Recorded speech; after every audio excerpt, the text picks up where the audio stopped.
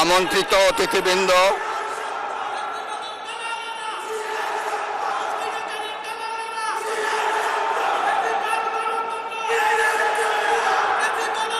Print এবং electronic মিডিয়ার সম্মানিত সাংবাদিকবৃন্দ, আপনাদের সবাইকে জানাই আন্তরিক অভিনন্দন ও শুভেচ্ছা।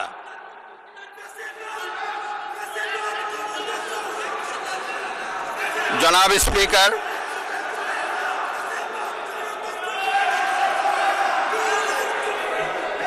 ত্রয়োদশ জাতীয় সংসদের এই উদ্বোধনী অধিবেশনে বাংলাদেশের ইতিহাসের এক ঐতিহাসিক মুহূর্ত।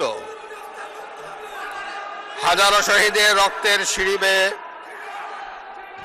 দীর্ঘ ১.৫ দশকের ফ্যাসিবাদী শাসনের অবসানের পর একটি শান্তিপূর্ণ, অবাধ, সুষ্ঠু ও নিরপেক্ষ নির্বাচনের মাধ্যমে নির্বাচিত প্রতিনিধিদের নিয়ে এই মহান জাতীয় সংসদের যাত্রা শুরু হয়েছে।